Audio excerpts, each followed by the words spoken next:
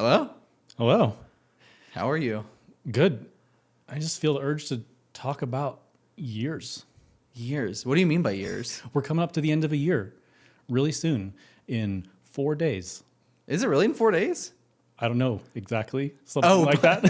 It depends when this episode gets released. I was like, holy shit. There's no way that we're 4 days away from the end Yeah, of it's the the year. Taiwan New Year. Oh, okay. That makes a lot more sense. Yeah. Okay. I think my trust is restored in you a little I just bit. picked some Asian country because I know there's a Chinese New Year that's different than the actual New Year. Oh, really? Yep. It's the Taiwan one. This one is the Taiwan one. I'm 12% certain. That's enough certainty for the internet that I believe you. Well, if I say it confidently, maybe I'm 100% certain, then someone will correct me in the comments. Okay. Well, please correct him in the comments if we're bullshitting you, because there's a high chance that happening. So yeah, what do you want to talk about the end of the year? Like, how do you feel about the end of the year? Yeah, I'm wondering if you think about the year. Actually, that's the end of the question. If I just think about the year, Do you think about the year, or is it just kind of this thing that goes by and at the end of the year you remember it? this might be a dumb question, but like, what is it, like a month? A whole dozen. A dozen months? A dozen months. Is it like a baker's dozen? No, It's not. no. I have heard that there is a way to structure months so that there's 4 weeks in every month, and then one of the months has 2 extra days in it. What? But then every fourth of the month is a Thursday or something like that. Every single one, they all line up. That's really interesting. Yeah. Huh. Well, I lied to you. I actually do know what a year is. And I actually do think about years. I think about them a lot. I think about how old I am and how many years has gone by. It's crazy that 16 years has gone by. Yep, 16 years has gone by. 17 has too, actually. Shit, you're right. But like, so what do you mean? If I just like, do I think about the year a lot? Like, I realized when talking to some people that they're like, oh, back in 2004, back in 91, I lived here, I did this, I ate that, first CD or first song or first kiss. They know the year of all these things. And I've never thought about it that way and felt weird about it. I'm wondering if you think about stuff, because you're really good with movies. You know when a lot of movies came out. And so I thought maybe you would be one of those people that keeps track of years somehow. yeah, no, that's actually a really interesting question, because it's almost like associating memories with years. Is that what you're kind of asking? Like the number of year. Yeah, I don't know if I actually remember the specific year. I have like checkpoints in my life where I use it. So usually the years that both my sons were born, I use those as checkpoints for when things were happening around those time periods. But I think, I don't know. I usually just like associate a year more with certain experiences that have happened, where I'm like, oh, that was like that year. And they could get jumbled and kind of mixed up because I don't know exactly what year was in front of another one. But that's just how I think. Yeah, about that's how them. I do it similarly. It's not around my kids, but where we were living at the time. So Okay. I get like 6 or 7 years. That's as granular as I get. Yeah. Can I share something really weird with you that I've probably only told a few people actually? Yes, And it's just me. Yeah. Okay. So we're gonna edit this out. So this is so strange. I haven't thought about this in a long time. When I was a kid, my mom had this blanket that had this is gonna be so weird. That had like the months on it in like almost like a calendar shape, but for years. And it was like a I don't know what kind of blanket, but it was like handmade, where like there was designs for each month of like, I think there's like a snowman for like the December one. Oh, I've heard of this. You can cut off the last month and sew it on the other end, and you live forever. Wait, what? It just goes on forever? I didn't know you were in possession of it. Yeah, it's I don't tell people very often about this, but it's, you know how like some people say that like DNA is like strands, like microscopic like strands. Well, I think also I'm becoming convinced that strands in fabric, if you tie them enough together in a certain sequential order, that is the secret to life. Oh, I thought you were going to say the blanket wakes up. Yeah, it's because Frosty the blanket. Frosty the blanket. He's a little man a damn. This reminds me of something from South Park. Wasn't there like a towel or something? Oh yeah, Towley. Yeah, a towel. I'm a little upset because I feel like you just cut off this like actual serious story. I was trying to tell you something very personal, and I'm deeply sorry.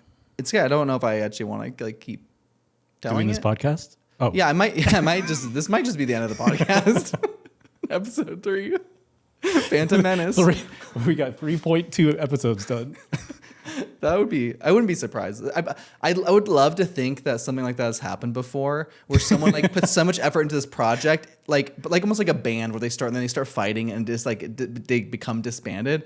I bet something like that's happened before after just like a couple episodes of just people having such different interests or like egos. They just Like the band is sitting around arguing around a table and someone's like looking extra stressed compared to everyone else. And they're like, I think we should split up. And then the van tour bus pulls up in the background. Oh, I already got a bus, guys.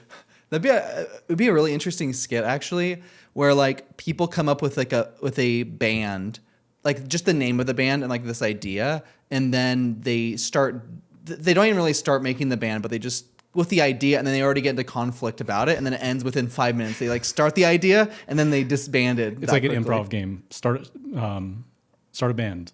Yeah, start a band. Yeah. I like that. Be curious. Maybe we'll have to do that on one of our improv episodes. All right. Well, do you think I could hear that story, that really personal story about the blanket? Yes, because you locked eyes with me very strongly, and I see a little bit of like a teardrop, which you might have put in there somehow. But I will continue. Thank you. So the year was 1974. Bullshit. Yeah. I'm 16 or I'm like my 50s. You'll never know.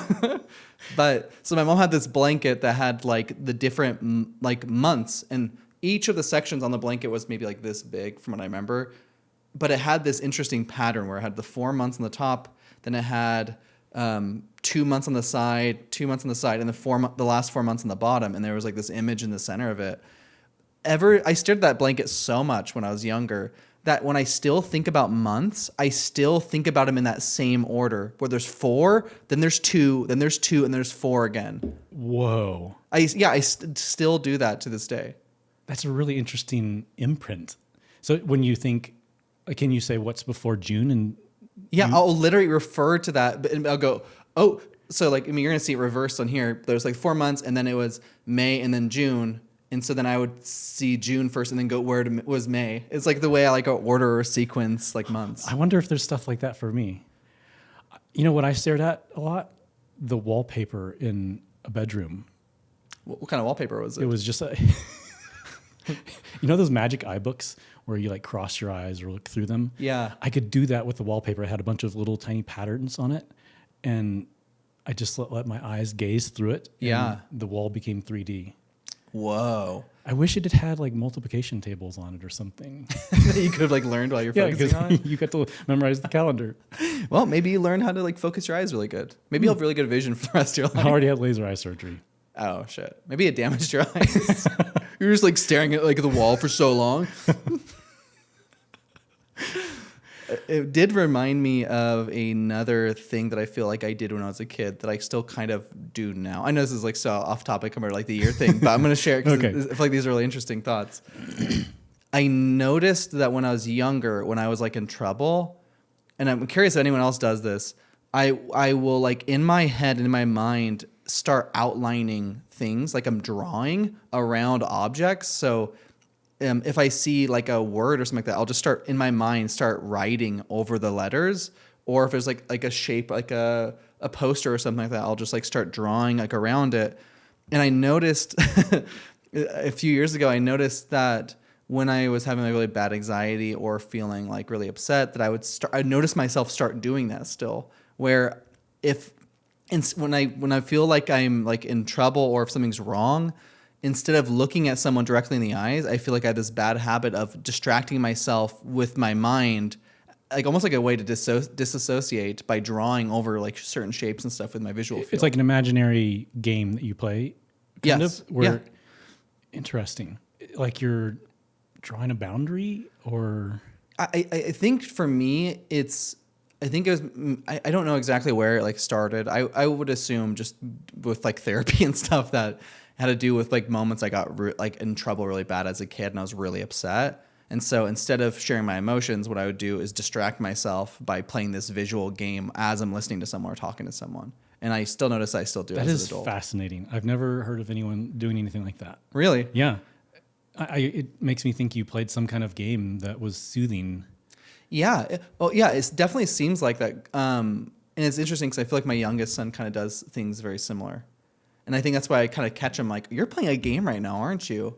While I'm like talking to him about something serious. And he starts laughing. He's like, yeah. And so we've had some discussions about what those are. But I think it's just interesting that people have like developed these weird skills and abilities when you're like a kid and they stay with you your whole life. I have more to share, but... Do you feel like you need to keep that secret so that the rest of the world doesn't become envious and try to like study you for science so that we can all have your powers? No, I don't know if they're superpowers. Maybe the calendar thing. I think I actually strongly believe almost everyone has these type of experiences when you're younger that, oh man, this can go into like a whole different tangent. I'll keep this simple and short for now. I think when you're a kid, you are a lot more present and a lot more connected with the world, and you have a lot less restrictions on how you view things. So you don't have like an ego as much. You don't have like an opinion about yourself. You don't let people influence you as much. And so I think a lot of people kind of learn about attributes of the world, like time or memory, or how to process thoughts or how to think when you're young. And those type of things stick with you even when you're an adult. Like another weird one, when I was a kid, I remember being like 5 years old and playing on these tiles like in my house when I was a kid. And I remember I just kept having this image of my uncle in my head. And I'd go, oh, that's my uncle. And then I would keep playing. And then I would bring up that image again in my head of my uncle. And I'd be like, oh, yeah, that's my uncle. That kept happening until I was an adult, where that would happen maybe when I was a teenager, it happened like a few times a year that I'd remember that image that I created in my mind of him at that moment and associate where I was at that point in time. Specifically your uncle. Yes. Yeah. Oh. But it became like a game when I was a kid. I'd be like, oh, yep, there's that image again that I came up with. But it kept happening. And when I became an adult, I was like, oh my God, I forgot that I was like doing that. Where I was like, and I think what I was doing was teaching myself how to like create an anchored like memory association. And I think that I still kind of do that. Wow, this is weird that this kind of relates to what you're asking. I feel like that's kind of how I relate myself to certain experiences or remembering things, like a year, like what year it was, is a certain memory, and being able to go back to that memory in my mind and pay attention to what was going on around me and how people were feeling at that point Wow. in time. Yeah. Is the feeling that comes up when you imagine that image of your uncle, is that a soothing thing, or was it what brings it up now?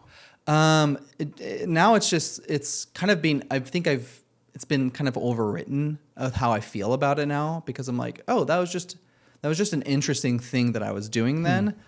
I can bring up the image, but I don't have like the same emotional reaction I did to it when I was a kid. But the moments where I would periodically have it when I became older, it felt like it was an intruding like emotion, because I felt like it was taking me back to how I felt as a kid thinking about that interesting. association. Yeah. That reminds me of how, like in IFS therapy, when you're updating parts, you've got this old memory and the old feelings surrounding it as a kid, and you've gone back and said, well, I used to do that, but I feel differently about it now.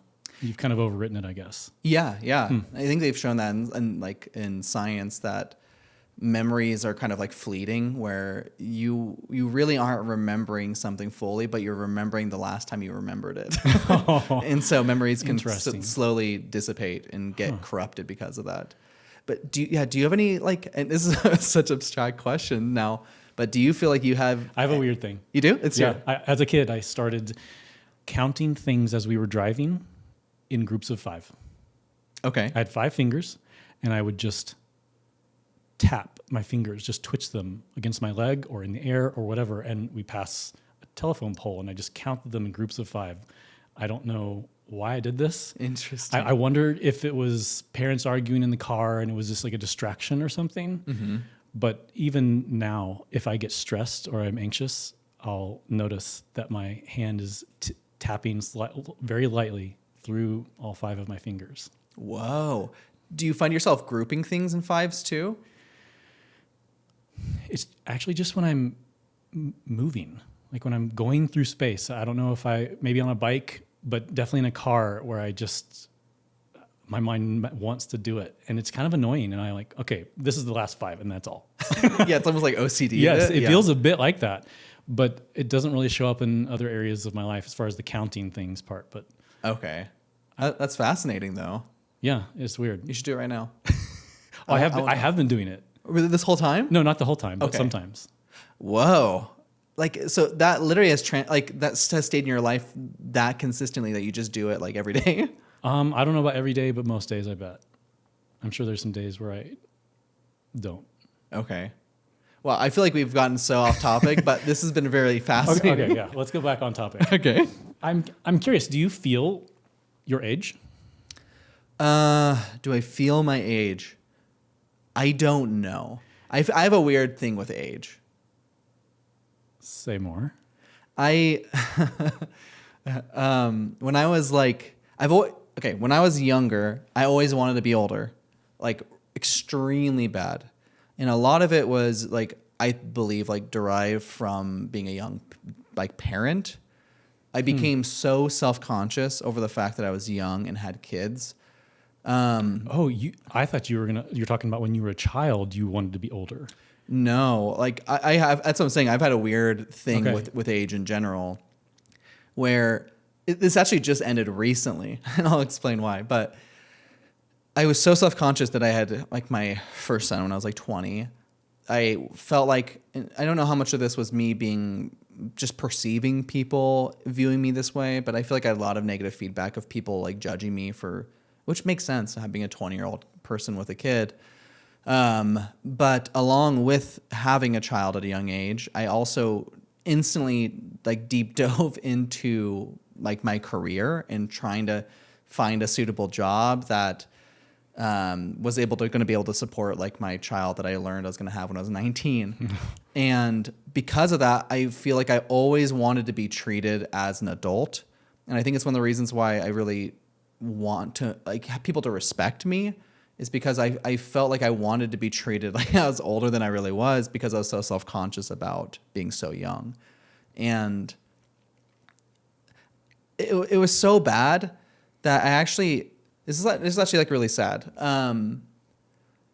Until I was like maybe like 26, 27. So like I'm like 30 now. So like not that long ago, I would have a really hard time taking my kids even to like the grocery store because I'd be so concerned about people judging me and being You looked mean down. look at his son, look how old he is, and look how old he is.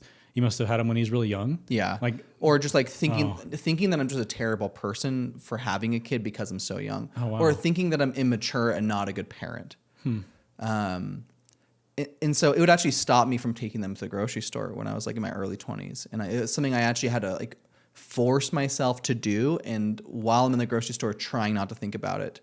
And over the last 3 years is the first time I feel like I don't think about it anymore.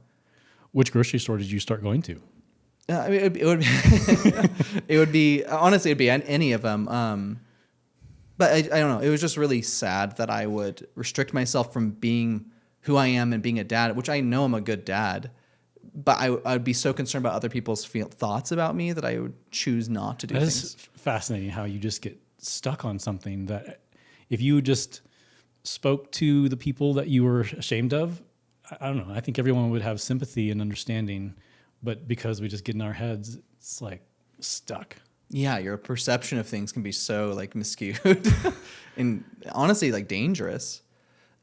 I'm so happy I broke out that now because it's like such a bullshit thing to let control me and who I am. But I've always had a hard time being confident in myself that I'm a good dad or good at what my job is. But the crazy part is, I think by dealing with that anxiety kind of helped me become way better at all these things. Like I feel like it really helped me become a really good dad because I didn't want to be a stereotypical young dad that's not taking care of their kids or teaching them or providing for them or being terrible at my job. And so I feel like I learned to like adapt and grow in those ways as like a young adult to become better at them. I've thought stuff surrounding this about you, of how old are you? How old are your kids? How old were you when you had your kids? And I kind of thought the opposite, where I was like, dang, where he is in his fatherhood, where his kids are emotionally, is way ahead of me when I was your age. And so I don't know, I'm not one of those assholes at the grocery store. Well, I actually like really appreciate you like saying that. It means a lot to me. Yeah, I have a hard time being like viewing my life in a positive way, like historically, and where, like who I am and where I've gone. But I've gotten much better at that over the last few years with like therapy. The feeling I feel, maybe it's similar, is I'm behind. It's either I'm behind career-wise or personal development, or with this hobby that I want, or with my kids and what I want to teach them. It's just, I always have felt behind. That idea of waking up with a productivity debt every day, and it's just not good enough.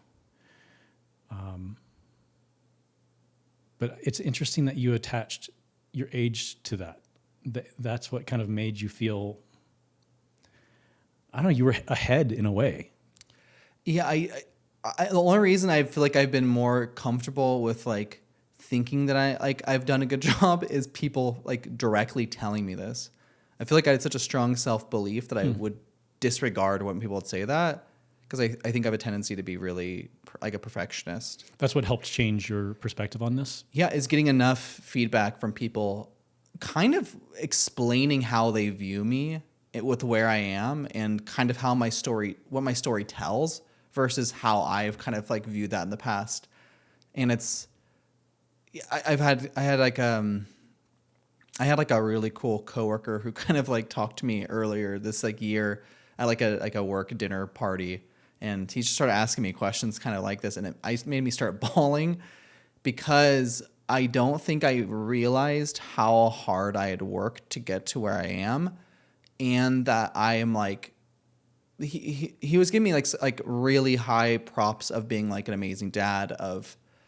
I mean, where I am in my career, I'm like a lead data engineer, and I'm like, I've been doing it now for like 14 years because I started doing this when I was like so young. And he was just so impressed. He told me he was so impressed over the fact that I learned how to do these things for myself, because I moved out when I was 17, and I did not accept support from people. The moment I moved out, I just figured out all of my shit by myself. I think I had some support from family and friends in small ways, but all of it has felt like I've been doing this myself. That's interesting. That would make a mistake feel a lot bigger too, I think. Oh yeah, like it's my fault? Yeah. Yeah. So that Blaine that was embarrassed of his age, how old does he think you are? Or should be? I feel like it's a hard question, because part of me over the long period of my life has kind of like wanted to present myself more like I was older than I really was. And so I don't know if I really think about no, that's not true. I feel like my age, how I view myself age-wise, has kind of shifted in how much I think people view me as a professional. Like, I want people to think that I'm a professional, responsible, intelligent person who has my life together, probably because of feeling so long that people did not feel that way towards me. But now that I'm like, I kind of gave myself this internal like end goal that when I turn 30, I'm not going to question or worry that I'm too young anymore, that I'm like officially an adult. Oh, interesting. When did you decide that? I think I started doing that. I started realizing in my mid-20s, while I was working on trying not to care how people viewed me with being young and a young parent and all this stuff, that how difficult it was, and how I kept kind of pushing it off further and further, that I couldn't accept that fact that I was like old enough to be a dad.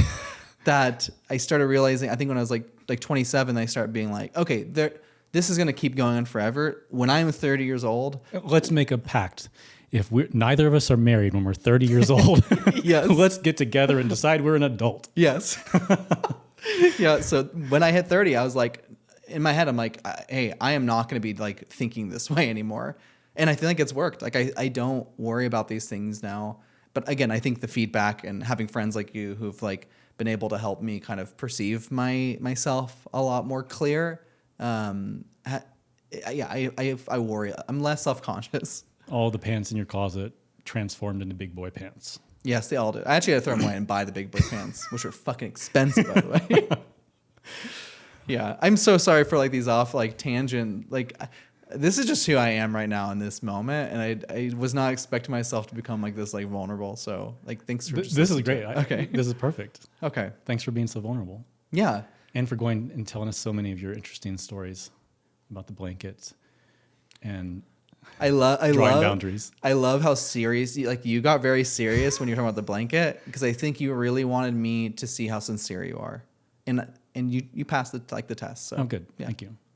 Yeah. So how do you view like a year? How do you view like time? Maybe we already like covered this a little bit, but I think I don't really.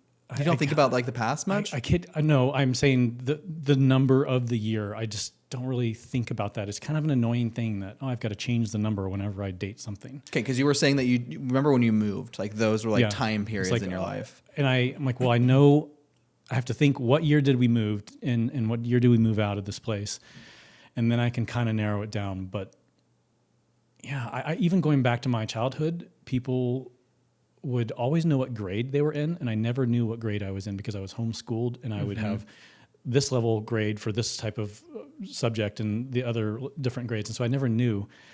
And so people like, back in 7th grade, I had my first kiss, or back in 9th grade, I had a fight. I didn't have any of that to anchor me to anything. We're in the same boat on that, because I'm the same way. Because I didn't go to public school until high school, but I hear so many people that are like, "Oh, in 6th grade, I did this," and I'm like, "What age would I be in 6th grade?" Like, I wouldn't even like, know how to associate that. And it wasn't until I was an adult when I realized, oh, you just take the grade and subtract 6, and that's how you figure out how old the kid was. Is it really? Yeah, like most people start 1st grade at 6. Oh my god, that So- makes it so much easier. Okay. Do you find it valuable to kind of have like new starts in life? Like, I feel like some people view like your high school period as like a chunk of life, or middle school or college, and I feel like or even moving, like it's like it's almost like a big life altering event in like insurance terms, where you have like a life altering event that causes it to be like a new, I don't know Why the fuck? Everyone just fell asleep. Sorry, open enrollment period. Not that I know you do insurance. I worked in insurance daily years ago. But anyways, That's hilarious. yeah. But like when I was like a kid, I moved around a lot, and so I had a lot of like life reset periods where I'd be like, I guess kind of now that I've been thinking about it, I think going back to your question is, I feel like I would view like my years over like categories of like moving. But as I become an adult, I've had less of those like experiences of like making a drastic change that's like a reset and being like, from this point forward, this is who I'm going to be as Lane now, and being able to like refer back to those moments. I feel like I've been kind of waiting for a new one of those moments to be like, from this point forward, I want to be this person, or I don't know. Like you're waiting to initiate another round of changes or growth or something. Yeah, or like a new starting point. And maybe that's my 30s. I mean, maybe I'm saying, as I was saying this, I guess I've been kind of doing that. I just don't know if I've self-reflected enough to see that that's what I've been doing. But I do. I think I have been undervaluing fresh starts. I learned about doing things seasonally, and how you can have a season on and a season off, and then come back to it and have a season on again. Mm-hmm. Like thinking of all the optimized Andrew Huberman routine. Like, I got to add this to my life and add this to my life, and oh my God, I don't have enough hours in the day for this routine. But realizing that I could just do something for 2 months and then take a break from it and focus on something else. That's been really helpful. And I think thinking of a new start in a year could be a natural point for that. I think I've also been missing out on evaluation of the past, of how did this go? What could I do differently? What are some low-hanging fruit things that could enrich my life, help me to have more agency or bias to action? Yeah, I think that's why it's difficult if you don't have those checkpoint, like starting points, is like how far do you refer back? Like when do you give yourself that amount of time to reflect from when you started something to when you ended it? Like do you mentally take a note of that before you like make some change that you're experimenting with your like life? I think I'm constantly collecting pros and cons, I guess. I was just going to say reasons to do something, but there's also reasons to not do something. And it feels like it gets to a tipping point, and then I want to do something about it. Okay. Like whenever I lost a bunch of weight, I wanted to lose weight for so long, but I knew I didn't want to lose weight. I knew that I needed more information, and gaining tools and more information and reading about other people's success stories that gave me the confidence to move forward. It was just like I collected enough reasons to give me confidence that if I move forward with this, that it will work. It's like if I don't have confidence that what I'm going to do is going to work, I don't even want to start yet. I'm just not ready. Yeah. So then you need to be able to do that reflection to be able to check if something is working or not. Yeah, and it's just like, oh, I learned this thing about friendship from a conversation with Lane. I'm going to add that to the list of things that will help me get out the door and go make new friends. Or I don't know, something like that.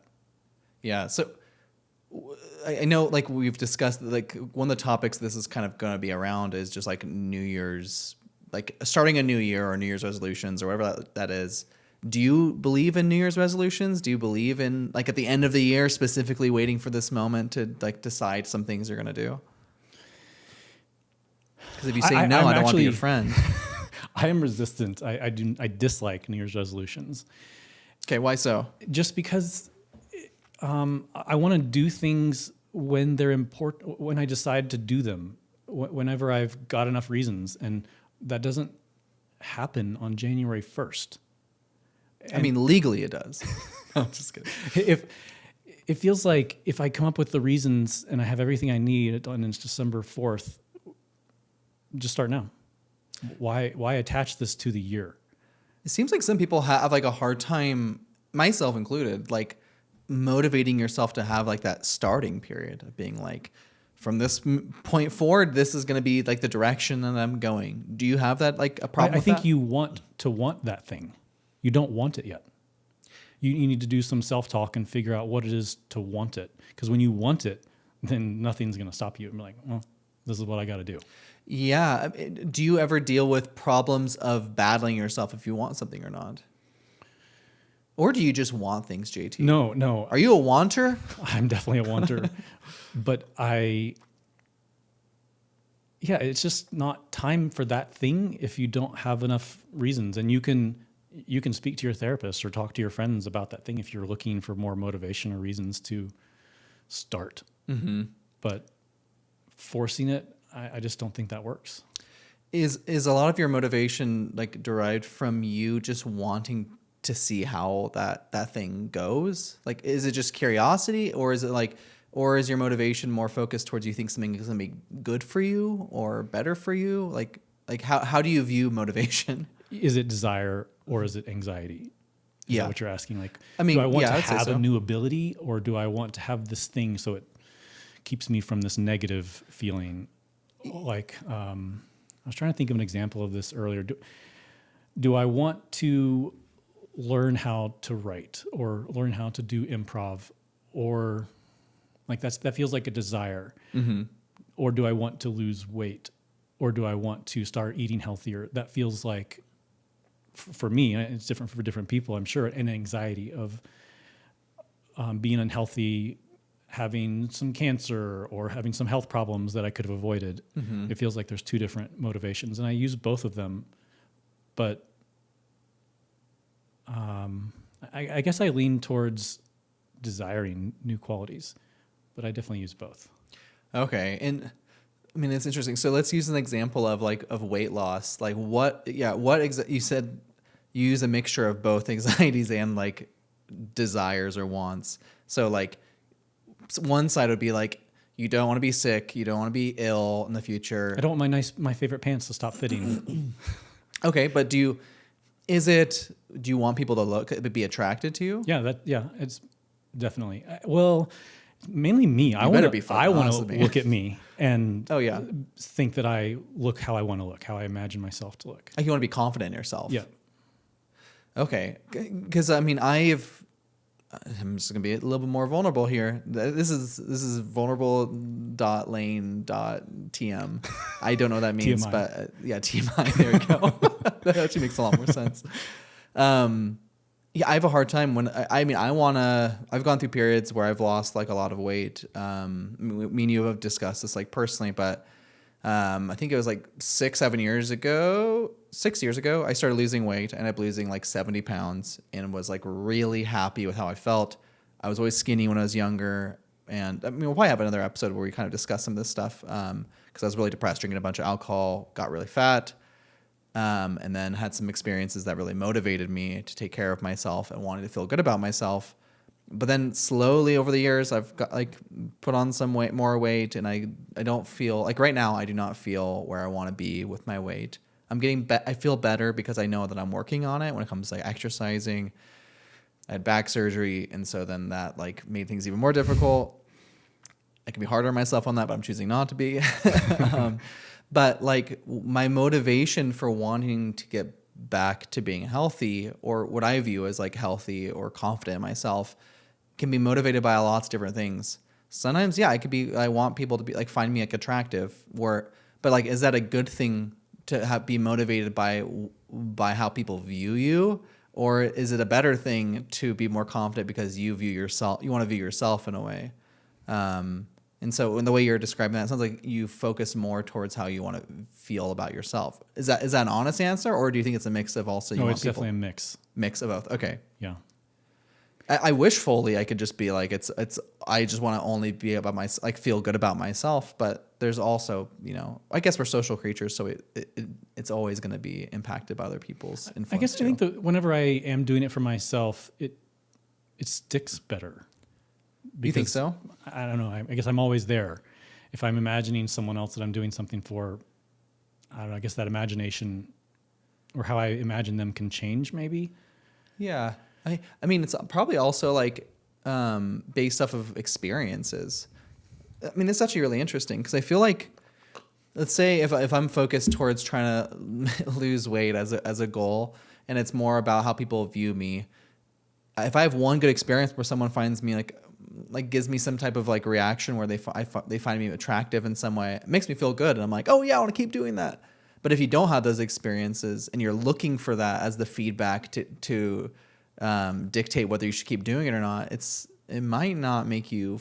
You might have a lot more experiences where you're lacking that, which can be demotivating. Versus like you're saying, if you're doing it by yourself and you're like, oh yeah, I feel good. You have a lot of experiences where you can motivate yourself in that way and keep that more consistent. Right. Get fuel from within because it's always available. Yes. Yeah. Do you like, whenever you're trying to make a change, do you like sudden, or do you go slow and gently with yourself? I feel like you're asking really interesting questions because I feel like this is one of those things that I've actually lost about myself over the last few years. When I was really taking care of myself, and like when I was the happiest, at the point in my life when I was the most happiest, I was like meditating a bunch, I was exercising, I was eating healthy, I was learning I was learning constantly, I was focusing on nutrition, like all these areas in my life that everyone deals with. But I felt just like so happy and content and like loved myself so much. And I think over the last couple of years, one of the things that I lost was kind of what you're describing. Like reflecting back, I think one of the things that's been changed was I used to I felt a lot more comfortable and confident with making quick, drastic changes where I'm like, I am sick of eating unhealthy things. I would clean out my entire kitchen and get rid of all that shit and focus on like putting in all, like filling my house with like things that I was going to use and being motivated and like not looking back at this past version of myself, which can also be like an environment, you know, like if you have some leftover like desserts or candy when you're trying not to eat sugar, that's still like a past version of yourself. You haven't fully committed. And I think I've kind of stopped that because I got concerned that people don't like that about me, or that I could be a little bit like erratic. That is erratic the right word? Yeah. Yeah. A little bit like so overly spontaneous that it becomes impulsive. But I don't know if that's the case. I'm starting to come back where I'm starting to reevaluate that. And I think it's kind of a good thing for me because I think I'm one of those type of people that has to fully commit to something. And I think it's hard sometimes being around people that aren't fully committing because it makes me feel like I'm being some type of crazy person. Like, do you feel that way at all? Like, do you think it's a good thing to fully commit? I guess I think there's different styles for different people, but I want to collect those motivations until I have enough, and then I just fully commit. We're doing it right now. I'm not going to wait another minute. It's like if you're like a video game character and you leveled up, instead of like playing and going to like a safe location to like level up your character, you just pause the game as soon as you level up and change the stats. Yep, got to have those attributes. I mean, yeah, it makes sense to me. Got to pwn some noobs. But do you think that's like a good thing for you? Do you find like benefits from that? I do find benefits from that. I think it's probably the more optimal, but I do think I'm probably missing out on some growth potential or growth options by not having the gentle route available also. Okay. Maybe that's how I would think about New Year's resolutions, actually, of next year I want to slowly nudge myself in a certain direction. So it is more of like a gentle motivation. Like, or you would be viewing a New Year's resolution as more of a gentle one. Like we were saying, you're like slowly nudging yourself. Yeah, maybe that's how I would think of New Year's resolutions, as not something I'm like, on January 1st, no more alcohol, no more none of that. Yeah. Or I'm going to go to the gym every whatever. That doesn't feel sustainable or something to me. Well, I mean, it's been proven that it's not, right? Yeah, I heard some like stupid statistic. It's like 91% failure rate. It's like basically you're going to fail it if you start. Oh, shit. Yeah, I was thinking about one of the things I want to do next year, and it actually came because of the episode where we talked about friendship, where I realized that I was looking for the friend of virtue, the complete friendship where you're trying to grow with someone. But I also realized I was trying to be that for everyone. Mm-hmm. And now I realize I can just be a friend of utility or just be a friendship of pleasure and not need to fix myself or fix the friend, just be. And that's allowed me to relax more in social settings. And so I want to cultivate a lot more of that this coming year. That's awesome. Yeah. I'm happy that conversations that's like helped and assist in that way. I know. It's great. Yeah. Totally worth it. I mean, I feel like I feel that way right now. Like, I feel like I have, I think that's one of the reasons we called the podcast this, you know, it's like evoking these type of like emotions within us. This is motivating me to like want to be more connected to myself and to actually fully commit to the things that I want to do. That's great. Yeah. Do you have something in mind? Yeah, I've been thinking about it like a little bit. I feel like this last year I've not put as much effort into some of the goals that I had for each year. But I think I'm a lot more similar with you than I am with other people's ideas of like, January 1st, going to commit to this one thing and try staying that for the whole year. I think mine's more of long-term like directions or like the trajectory that I want to go in life. So like these goals are maybe not like obtainable relatively soon, but I guess I'll just be happy knowing that I'm going that direction towards that thing that I want to like accomplish in some way. And I think those are, you get a lot more feedback in those things. It's not as like binary of like, I've completed this task or I haven't. It's more of like, oh, I'm making progress to that. And you can kind of check these small little like feedbacks that you're kind of going that way. Some of the things I really want to do is like one of the biggest ones I want to do is be more like comfortable with my body. I know that's like a really weird just like statement to make, but I have a lot of anxiety about my body. I am like kind of like hypochondriac. JT knows this. I worry about my body a lot. I don't know if I would view it always as so like negative, because I think I'm just very hypersensitive to my environment, to how I feel about things, how things affect my body. And I think a lot of that came from psychedelics and also like meditation of being more aware of my body. One of the benefits of that is you can get high off the fumes from this table drying. Yes. Yeah. I mean, it wasn't a good high.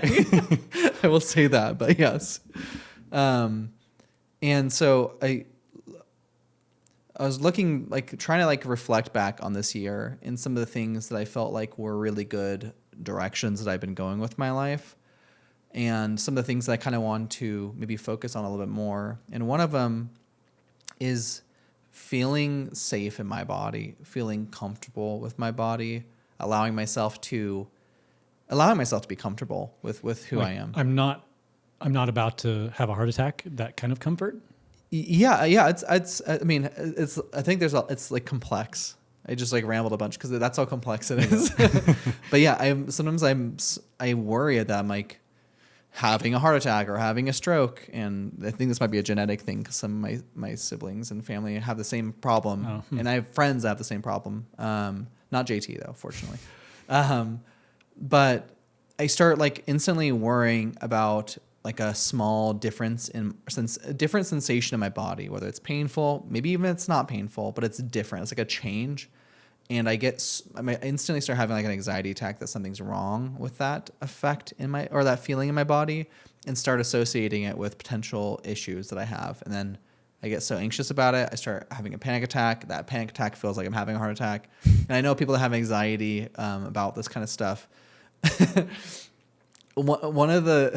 is like a kind of like a side note, but one of the things I read on Reddit one time about people who would kind of deal with the same problem with like anxiety about their body, and someone's like, just you wait until you realize that having anxiety about having a heart attack can actually give you a heart attack. And I was like, oh shit, oh no, Here it comes. yeah. But it feels that way, where it's just like I'm just like worried about the potential of something happening, and then I kind of start having like psychosomatic effects to my body.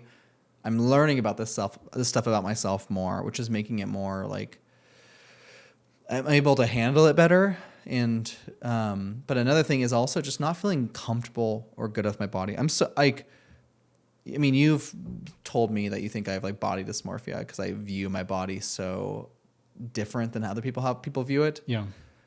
I have a problem thinking that I'm constantly like fat and overweight, which I know it sounds maybe it's not as weird, but as a guy, it feels weird being a person who feels that way, because it seems like it was socially seen as more of like a feminine trait, which I don't really give a shit about.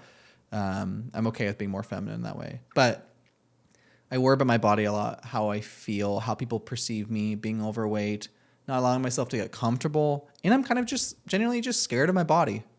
And I think I've gotten much better at this year of actually having experiences of feeling safe in my body and feeling comfortable and loving my body instead of being afraid of it or being angry at it. And that's like one of the biggest things I want to focus on this year is fully commit to not being concerned about my body as much. Still, I want to exercise and take care of it and feel it more strong and healthy and comfortable.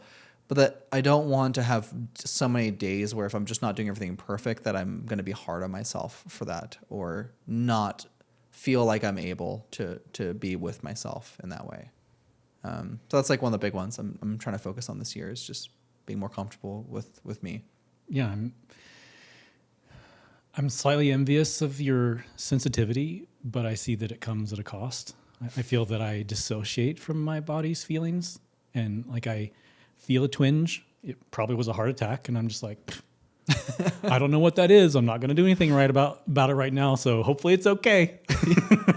Let's keep on going. I can't even like imagine living that life. Yeah, it's just like, what's that problem with my lung? Like, it'll probably go away. I'm like, what am I going to do? Like, go to the doctor? oh my God, I got to make a phone call and get an appointment and then go wait in the waiting room. And then I And just don't want to do any of that. And then they tell you nothing's happened. Yes. Yeah. You know, like, what are you doing here?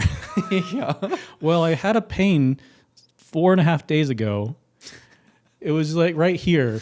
And they're like, well, I'm glad you followed the advice that you need to go to the hospital when you have that pain because it might be something wrong, but there's nothing wrong. Or like, let's go get a bunch of x-rays. And I'm like, oh, Yeah. great. We got to take care of me now. It's like $5,000 fucking dollars. Yep. Yeah, it's terrible. But I see, and I'm envious of that. Like, I feel like you probably have a lot more happiness in life.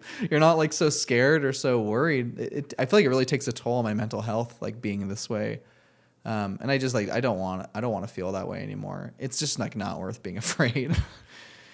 Yeah, recently Lydia got scuba diving certified and she's been scuba diving a bunch. But when she first started, she didn't know how to get the water out of her mask. And so she'd be at the bottom of the ocean and feeling like she's drowning. And it was a simple thing that she just needed a little bit of technique, someone explain it to her. But whenever I went and got scuba certified myself, I was imagining, like, this is so cool. It feels like I'm flying underwater. Yeah. But just imagine that drowning feeling also. Like, I don't think I could enjoy this very much. And so if you're feeling a twinge in a moment and it takes you out of the moment, that would suck. Yeah, it just can be I can honestly say it's probably been like one of the most destructive things in my life that's prevented me from being happy. Is there something that people around you can do to help with this? Yeah, it really requires someone being extremely like comforting and stern and confident that everything's going to be okay. And I think I have a hard time trusting or sensing that from people or trusting that in people that they really believe that. Or some people maybe just don't treat it like it's worth putting that effort. 'Cause like this person, it's all in their head. Like they don't need to give that effort. But if someone can be really comforting and confident and make me believe that, which is such like a hard thing to convince someone to do, it's really helpful for me. But it also requires it on my side, which is being open to trusting someone and what they're saying.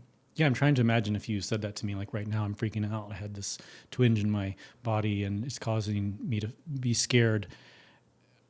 I mean, how would I say everything is going to be fine? Because what if it's not that time?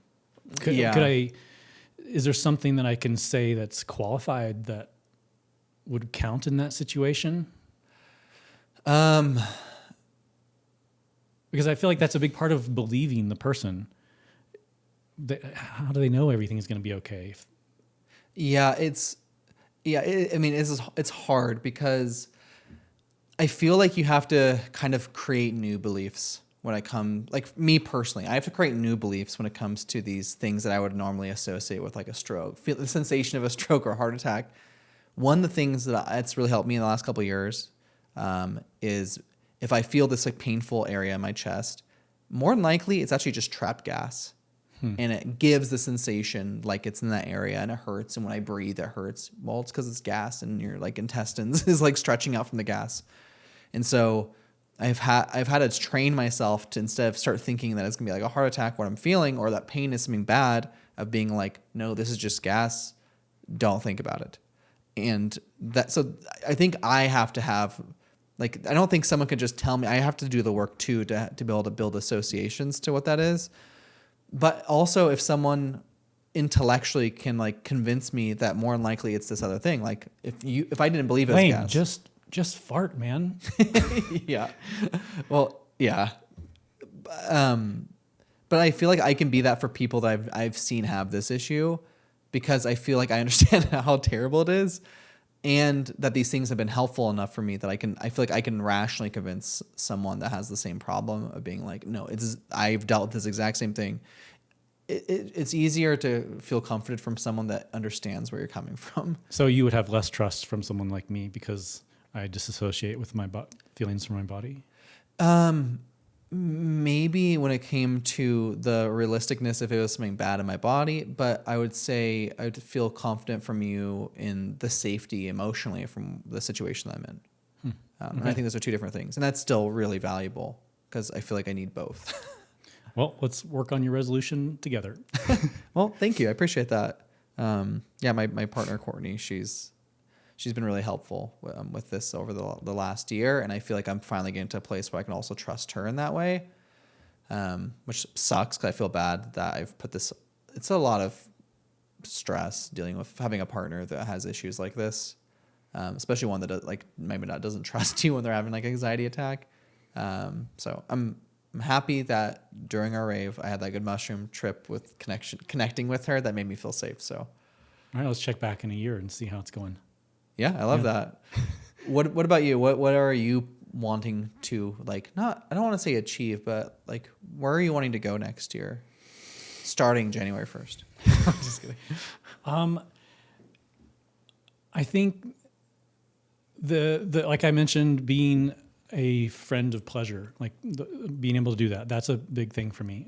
I think another one is I love dessert. It feels like this thing that I earn at the end of the day, and it's an emotional treat. And I was thinking about this 2 nights ago, that I'm giving myself an emotional treat. And I was thinking of it as treat, but I realized it's not. That's not fair to say it's a treat because it's probably harmful for my body, the amount of sugar that I'm eating from ice cream or whatever it is. Or, oh my God, Costco has these blueberry cheesecake caramelized croissants. What? They are so fucking good. They like stick in your teeth. The caramelized sugary bits is so good. I'm gonna have one tonight. So this is a January 1st problem. Nice. But I realized that if I want to treat myself, like broad treat myself, then it would be something that makes me healthier.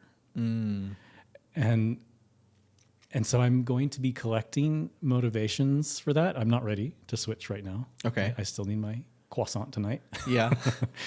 But I'm going to be looking for reasons to reframe it from treating myself emotionally to treating myself wholly.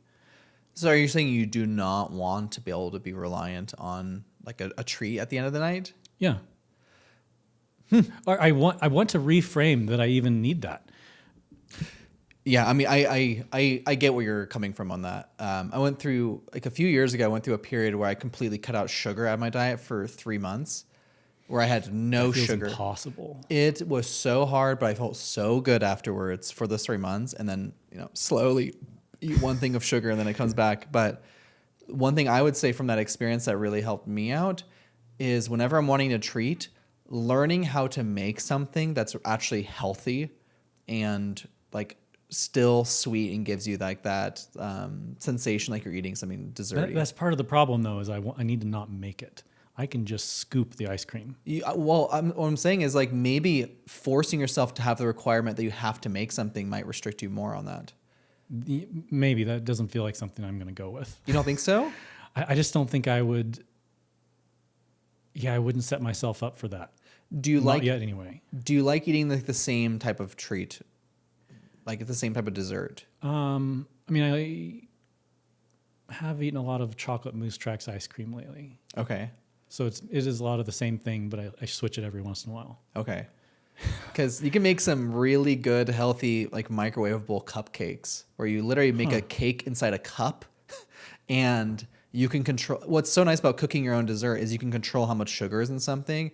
You can select, like one thing I would do is I would do like an egg. I would do some whole wheat flour. I'd do a little bit of baking powder. I would do a little bit of vanilla, a little bit of salt. And then I would do some like agave or some like honey in it with a little bit of coconut and cocoa powder. And also I'd throw some hemp seeds in there and then bake it. And you could literally make like a chocolate cake that tastes super fucking delicious, but it's actually all healthy ingredients for you.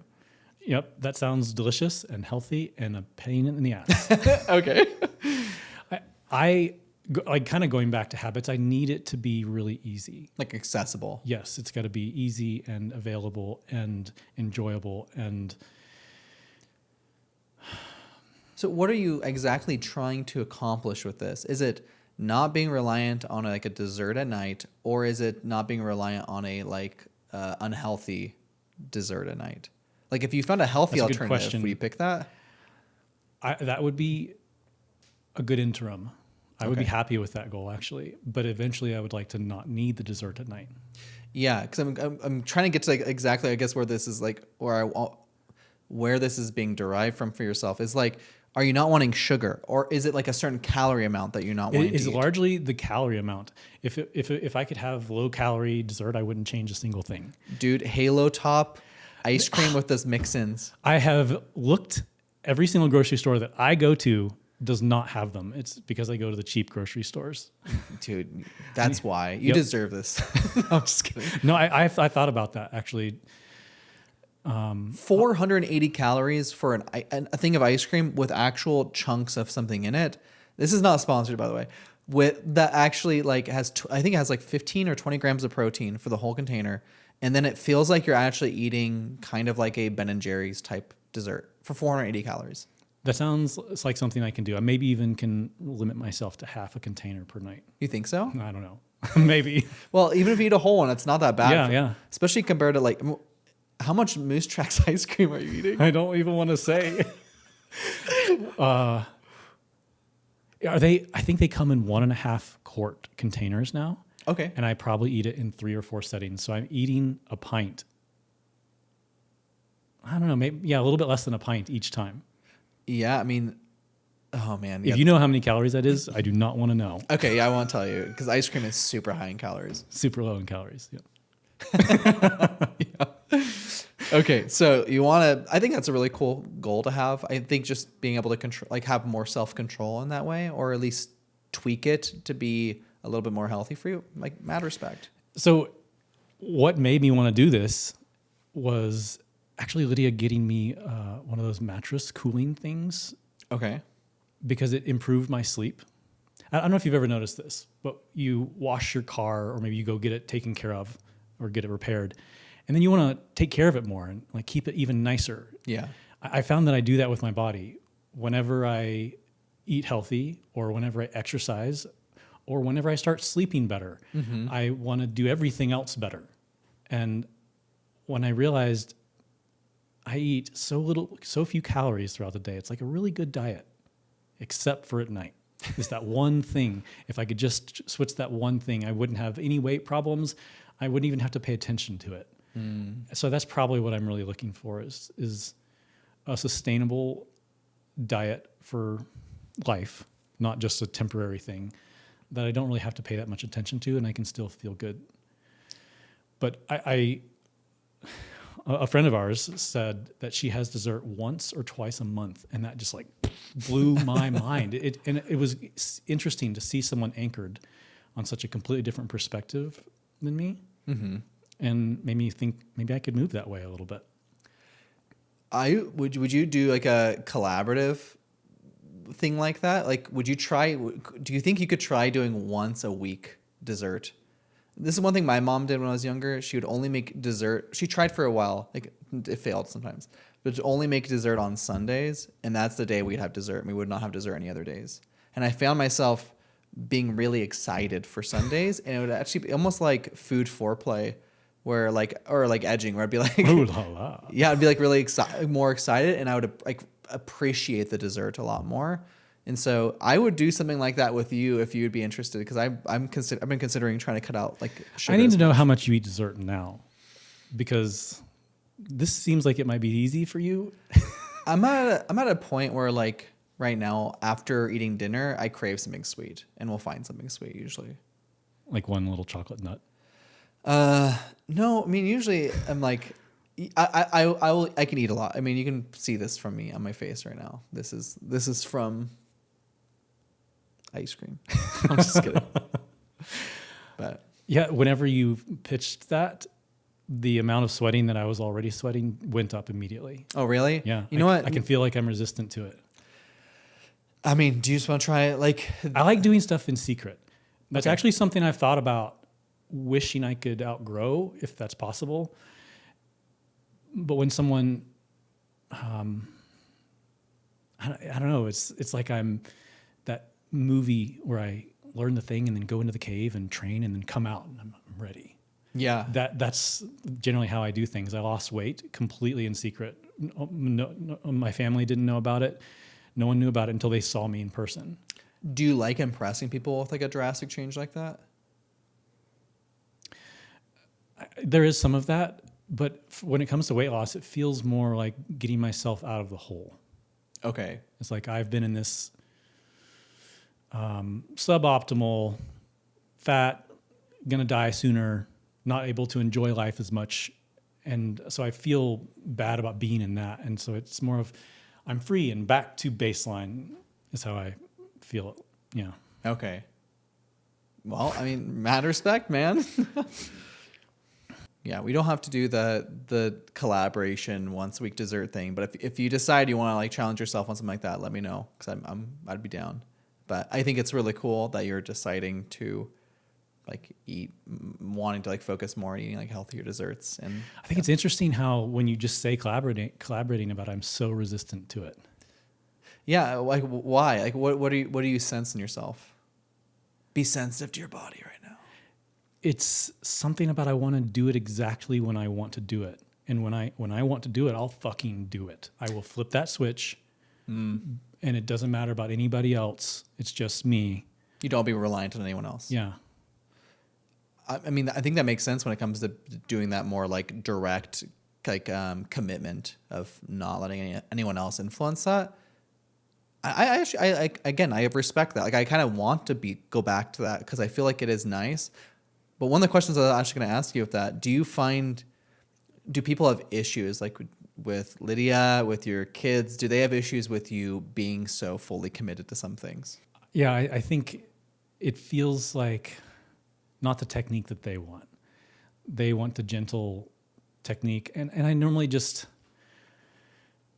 I was going to say I just do it for myself, but I probably have a set of rule in the house. Like this is how it's going to be from here on out. Yeah, they don't love that, but if we could do it that way, it's faster. Just rip the Band-Aid off. I mean, yeah, it's faster, but do you feel like it's sustainable for other people too, to be that way? I don't know. Kind of like there's different types of friendships. Is there different types of like achieving goals? Then they're all like good in their own way. I guess I think as long as you have a relatively short feedback cycle where you can evaluate how it's going, and if you're honest about that, even if you're going slow, I think that would be fine with me. I think it's hard to stay committed if it's not a certain regularity. Mm-hmm. Yeah, this was something I wanted to ask you about when it comes to habits. Taking that scuba diving certification course, a lot of the times they say we're going to do this even though we don't need to, so that if shit hits the fan, you know what to do. You've been trained to do it. You're always doing it. So, for example, you come up to the surface. You don't take your mask off. You leave it. You don't put it up here. You always leave it on your face. If a wave comes over, it could knock it off and they sink. Or it doesn't splash water in your eyes, so you're able to see. I took that idea and was thinking about how to apply it to my everyday life. And for some reason, espresso came up when I was thinking about how to make an espresso. Okay. And I've been working on latte art for 3 years, trying to make a heart.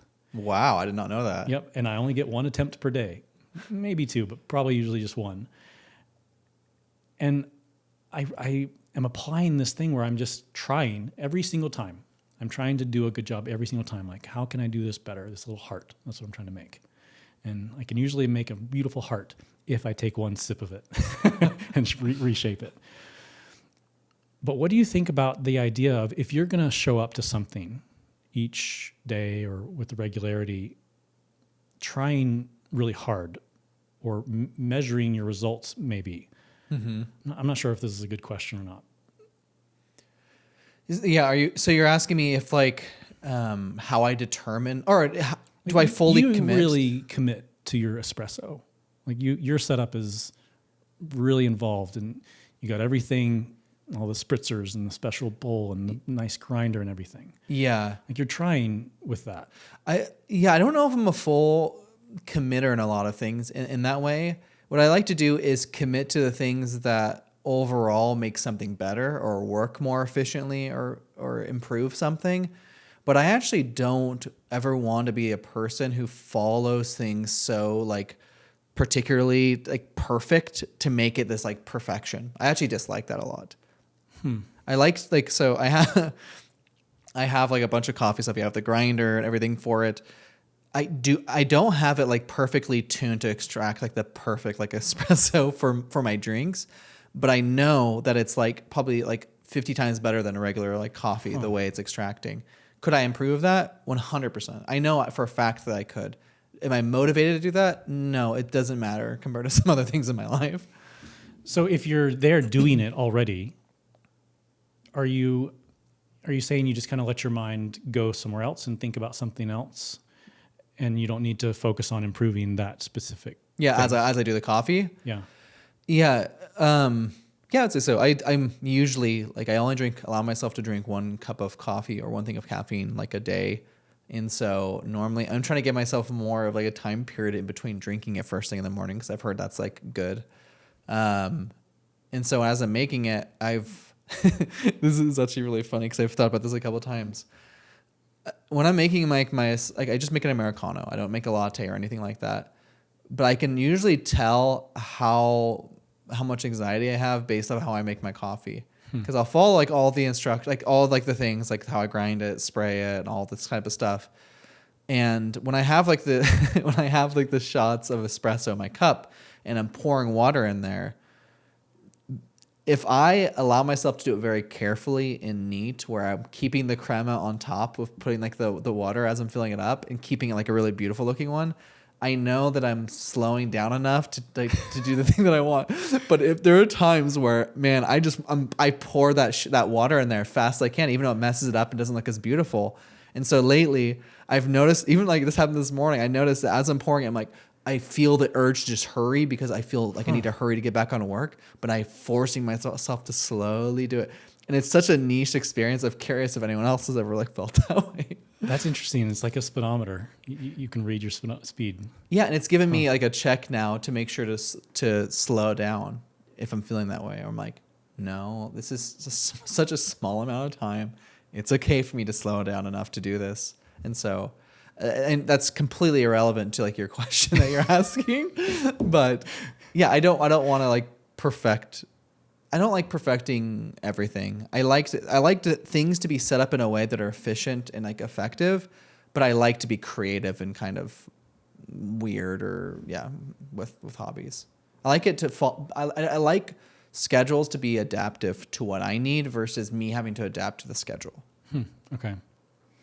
Yeah, I just started doing one that I'm really excited for this next year to continuously do it. I found this really cool place that does like this kind of like this like flow where like you get there, you pay like this monthly subscription, you get there, you go like sit down in these really comfy like recliners. They put like these leg compression stuff on you that massages your leg, and then this like kind of like a TENS machine that shocks your back. Then you hop into like a infrared sauna. You take a shower, you get in a cold plunge, you get back in the sauna, you take a shower, you get back in the cold plunge, and then you stand up within an infrared like light room. And I've been feeling so much better doing it. My anxiety's gone. I know like a lot of podcasters are like, yeah, if you're not cold plunging, then you're not cool at all. No, I'm just kidding. That's not what they say. They're usually like, yeah, so where's your cold plunge at? How cold do you take it? Yeah, I mean, that's very like, I don't know if that's sexual. I like my water sub-zero. Oh, finish him. No, I just meant like under my foot so I can snowboard on it. Oh, that's It's actually frozen. Cool. You like it frozen? Yeah. You like your water frozen? Yeah. So you like ice? Yes. Okay. You don't even drink water. You just like ice? Yeah, it's this pacifier. But what's so nice about this ice like bath or like this cold plunge, I've actually been doing cold plunges off and on for like 6-7 years. I would just like fill up my bath with ice, and I actually have like a little infrared sauna that I've been using for like 6 or 5 years, I think now. And I've just had, whenever I do it consistently, I feel so good. And I feel like, especially like the cold plunge, getting in cold water, like all the anxiety I have of just like overthinking things and being super hypersensitive to my body, it forces me to have to be so hyper present that I have to disregard that voice in my head of anxiety. And so afterwards, I feel so good, and I have like no anxiety, that I feel like I can actually like relax and feel Such good. an interesting emotional benefit from a physical thing. Yeah. And the one I'm doing is 40 degrees. 40. It's 40 degrees. Whoa. And the first time I did it, I do it for 5 to 6 minutes, and then I do the other one for 4 to 5 minutes. And it is so cold, my nipples hurt. Like they like literally feel like they're gonna frostbite. Do you put your hands in? So I'll keep my hands out, but when I put my hands in, my hands start hurting because it's Yeah. so cold. But so actually, Courtney just went with me yesterday. We did one together, a whole session together, and she did the 50 degree like They have multiple cold plunges? yeah, they have two. They have a 50 wow. and then a 40. And so I was like just laughing hysterically because I feel so relaxed, and it's just like such an absurd thing to be doing when you're so cold. But I told her that what I do is I'll just periodically put my hands under, even though it hurts really bad, and pull them out because it like psychologically makes me feel like I'm doing something less like less harmful or less You painful. mean that you get to feel the warmth of coming out? Yeah, exactly. The rest of my body I don't even think about. I'm like, oh, my hands hurt so bad. Oh, that feels good. Hands hurt so bad, and it helps. So I'm excited to keep that going especially with like my body and my anxiety too, because it's already seems to be really nice. So if you find yourself skipping something that you wanted to do, do you have consequences for yourself? Like, oh, I wanted to do that thing, and another day has passed where I skipped that thing. Usually I just like mentally talk shit to myself, which is like a very unhealthy. I feel like I shame myself a lot for not doing things, and I'm trying not to do that. I will give myself ridiculous consequences. Really? Like what? Like I have a rule where on my 3D printer, it's got a glass door, and I never want to leave it open. Okay. And so if I ever find myself having left it open, I'll make myself close and open it 30 times. What? Just like a stupid little thing that just adds a consequence so I remember it better next time. If I see something on the stairs, I'm like, okay, I'm going to pick that up and take it upstairs. And I'm like, I didn't do it for 2 days. I'll walk up and down the stairs some number of times with that thing in my hand, so I'll remember it the next time. If you pee on the floor, do you rub your own nose in it? Yes. How did you know? Just a wild guess. That's interesting. Do you feel like that's being pretty mean to yourself? I mean, it probably works, but do you feel like that's like a good approach to like forcing yourself to not do I something? don't know. It feels seems really necessary. You think so? I don't know. It works. Yeah. I mean, do you feel bad afterwards? Or do No, you kind of it's laugh just- about it? Yeah, I kind of laugh about it. Yeah, it's just like a silly thing. It's just to attach something so I remember it next time. Because that's usually the problem. Okay. 'Cause I forgot, or I guess maybe if I was in a hurry, I would remember it and just pass by it. But Okay. Yeah, I guess, I mean, I would assume based off of your emotional reaction to how you feel about yourself during those things is what really matters. And so I was envisioning when you... no, it is like I see myself with sympathy or empathy, and like, oh, you need help. That thing that you wanted to do, you don't quite have what you need yet. Yeah. And so maybe this little consequence will help you be able to remember it next time. Okay, yeah. Because in my mind, I was like first envisioning you're just like, fuck you, JT, and you're just like opening and closing. Yeah. You're just whipping yourself. A friend of does mine sound used to say, we were hanging out at a cabin, and there was this really steep set of stairs, and her kids were playing on it. And she was like, don't play on those stairs. And 30 seconds later, they slip and like hurt themselves a little bit. And she just turned to me and said, sometimes they spank themselves. And and so that's how I think of this, is like sometimes I need to spank myself. That's actually really sweet. Like, Yeah. I feel like the way you've like described it now, it's actually like pretty gentle, fun way like to be with yourself if you just didn't do something you wanted to do. Yeah, just taking the little me by the hand and saying, oh, you need a little more help. Yeah.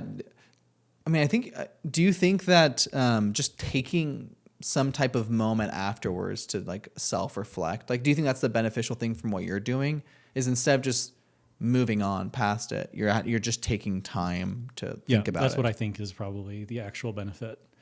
And the ridiculous task that I give myself is just the vessel for it. Yeah. That's really smart. I actually might need to do something like that too. I don't know about the whipping myself part, but Yeah. actually, I might like that. So I'm wondering if there was anything in this past year that you gave your attention to that you wished you hadn't, or maybe you learned something from that. I'll give an example so Okay. that you can think. First time ever I started surfing, and it was on a river here in Idaho, and it was extremely difficult. The first moment I stood up on the block, I was like, what did I get myself into? But here I am with this wetsuit that I already bought and a surfboard. And I had to put 60 days of practice in over about 75 days. And I barely could do it at the end of that. Like, it was one of the hardest things I've ever learned. And it made me think, I need to be careful about what I invest my time in the future, because something has a fun amount of fun that you can have, and how difficult something is to learn. And that ratio is really important. And river surfing is really fun, but it's extremely hard to learn. And I don't know if I would do it again in hindsight. I think it came at a really weird time in my life with Lydia being deployed and kind of being a single dad, and it was like an outlet for me. But yeah, it's not something that I wished I hadn't done, but I learned from it that I need to be careful in the future. So is there anything that comes to mind for you that's like that? Yes. Yeah. Yeah. I feel like this year has been really weird. Just because I had that back injury and then needed surgery. And so that kind of forced me to have to take time to do something that I didn't want to do to begin with. Yeah. But I think the one thing that I think I've gotten really good at, I put a lot of time into this year that I don't think I want to moving forward, is being a workaholic. I think I get a lot of props when it comes to my work because I'm so good at multitasking.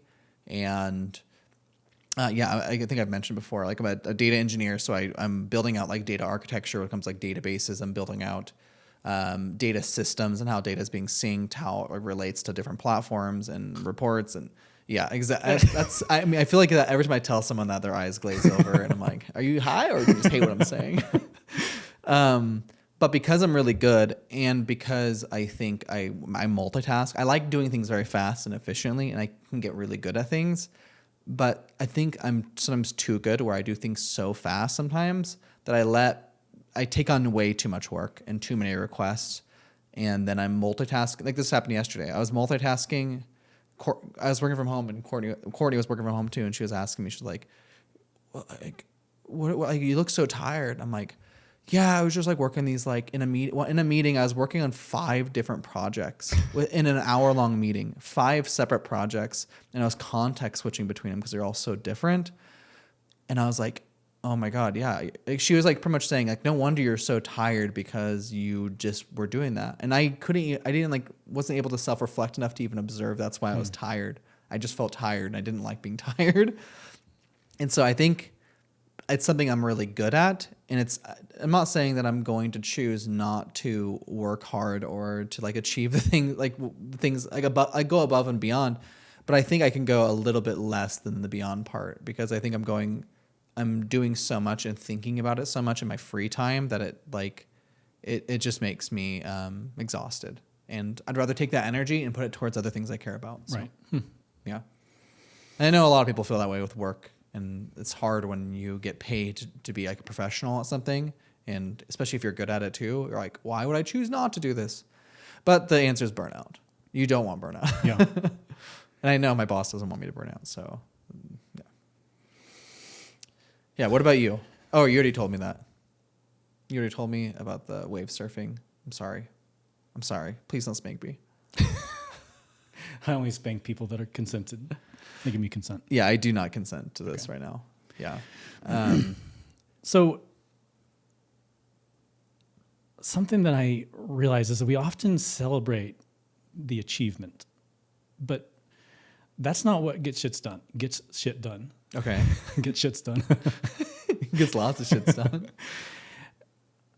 It's the showing up every day. It's just the consistency. Mm-hmm. That's what gets shit done. And so I was curious, how do you think you could celebrate consistency? Like, I was trying to think about this for myself, and I feel like that's that would be beneficial of celebrating whenever I've shown up to something. Yeah. Yeah, I have a really hard time with it actually. Because I think when things become so consistent, it's hard for me to take a step out of why I'm doing that. I think that's what I have a really hard time with, like with routines or schedules sometimes, is because it just like feels like I'm just doing this thing and I like kind of forget why I'm doing it. And so yeah, I think that's interesting because I do think if I would take more time to kind of just slow down and realize why I'm doing that, I'd feel better about it. But I mean, how do you feel about that? I guess I was thinking that if I literally celebrated not achieving the goal, but just having doing shown it. up for 20 days in a row or whatever it is, I guess it would increase the chances of me being willing to do that for other things. It's just like a hidden little bonus on the way. Yeah. So would it be more of like a micro goal? Like, because it sounds like even if you broke it down like in that way, you're like, oh, it's been like a month of doing something like this. That's still like a kind of a goal of That's achieving. true. Unless you're doing more like every single day in the moment of being like, I am proud of myself for just doing this thing right now. So I guess Maybe that's what would be more beneficial, and that's what I'm thinking of each moment that I show up, just thanking me for showing up and being proud, I guess. yeah, you should feel proud of yourself. Thank you. Yeah. Do you have a hard time feeling proud of yourself sometimes? Because I do. Yeah, I think it's a lot of imposter syndrome, and I kind of live my life in this way that is different than most other people, and so I don't have anything to compare it to, and so I never know exactly where I am, status-wise or progress-wise. Would it be helpful if I, as a friend, can give you like feedback? Like, would you like that? Do you want feedback from people? I feel that's one of the things you're very, very good at. Okay. Already Okay. is giving people feedback, compliments, but also negative feedback if it's requested and accepted. Because I feel like I'm holding back on that because I feel like I can be a really good motivator and give feedback to people that want that, request that from me. But if people don't think I'm playing that game or don't want that, I hold off. So if you communicate to me some of the things you're trying to achieve, I'm really happy whenever I'm like hanging out to give you like feedback on what I'm like perceiving or like ask you questions Yeah, be that sounds great. I would definitely appreciate that. I feel like you kind of do that already, but I guess you're saying there's a lot more. Yeah, not in the way that I'm like, oh, there's so much more shit I could say about Let that. me get out my list. It's more of like, I feel like it gives me more of like an opening to be able to ask questions like that. Because sometimes I feel like I'm being like intrusive, asking people questions about what their goals are and who they are and what they're doing. I do think it would be received as intrusive by a lot of people Yeah. if it's a friendship of utility or pleasure. Yeah, that's why. See, now I need your consent. I consent. Cool. I think we're good. One of the questions I had for you is, do you ever take too many things on at once? Do you ever take, especially like in relation to like yearly goals or things we're working on, do you ever do too many things at once? And does that cause problems for you ever? In our family, we have been really careful about scheduling things for just one person, because often it takes multiple people have to go to that event and it separates out time. So I think I'm really good at not taking on too much. I think I really value the time to relax. I've had times of my life where it's just weeks and months of high stress, and it's awful, and I want to avoid it. And so I'm really careful about saying yes to regular weekly things, just so I can have my week open and spend it with friends and family or working on a project. Yeah, but do you ever feel like you put maybe not, but do you feel like you put too many like self-improvement goals on yourself that you aren't able to like fully focus on like some more like specific ones or like the things that matter the most to you? That's a good question. I don't know. It's not even a perspective I've considered. It seems like I've always got things that I could work on and just taking on the next one. Yeah, I mean, it might be worth taking some time to kind of I guess writing down and self-reflecting to see what it is you're currently working on and what you're trying to add to that, and is that like realistic? It might be realistic. You might. Yeah. I think everyone has like the possibility of being able to like achieve all the things they want to do, but I guess it's just good to see if there's any trade-offs that we're putting towards other things that might bring us more happiness versus just like exceeding. Do you feel that way? With myself, Yeah. I get through. I get into really bad habits of trying to do too much at once, and then I kind of forget that I'm subconsciously doing some of these goals, and then I realize, oh, that's why I'm so tired, and I'm putting all this effort towards something that I'm not really even like paying attention to that I'm doing. Yeah, it's kind of annoying that you can have all these good things in your life, and removing one of them improves your life. Yeah, It feels counterintuitive, but yeah, less can be more. yeah. Life is just like strange in that way, because like achieving and doing things is so fun and so rewarding, and you learn so much. But then I found most of my happiest moments, are like removing those parts of myself more and more, of trying not to be anything. So the balance between not being anything and being something, I think you just have to have a balance of both. Yeah. You feeling excited for the new year? Like I said, it's a time scale that I just don't pay that much attention to. What month is it now? It's almost snowboarding time. Okay, which is And what month? It's towards the bottom of your blanket. Okay, that's what I was trying to like mentally see. Probably see. the bottom right corner. Oh, December. Yeah, that one. Oh, yeah. A snowman. A little snowman. It has a snowman on it. Yes. They all have symbols. Yeah, they You all can remember all of them. vaguely. Like I don't know if I fully remember all of them. I think I remember some of them, but now that I'm thinking about them, it's just like blurring. Like a mental image came and then it just blurs out. Interesting. Yeah. Well, when we get tired of this, we can hang up that blanket. Make one out of the design. Yeah. Cool. I think this was like a really fun conversation. Like I feel like you asked me a lot more questions than I asked you, but I think they're all really well thought out questions, and I'm excited to see what we're both gonna do for this like next year, starting January 1st. Yep. Well, we've already done a few episodes, so I feel like we already started. That's what the next year feels like. It feels like the year of the podcast. I feel the same way. I'm really excited to just like keep this going and see where it's gonna go. And I'm already finding it. It's like so rewarding, just like having conversations like this with you and thinking them through and just like adding more depth behind them, I know, it's really fun to have a slightly organized conversation.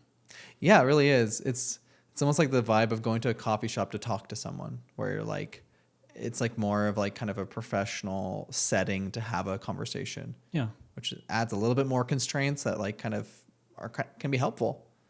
I'm not just like in my like pajama pants, just like, I don't even know what that means. So. Well, thanks for joining us in our coffee shop discussion. Yes. Now I'm gonna go with some more coffee. All right. Actually, I'm not, but I'm gonna get some water. Yeah, I'm gonna go pee. Thanks, JT.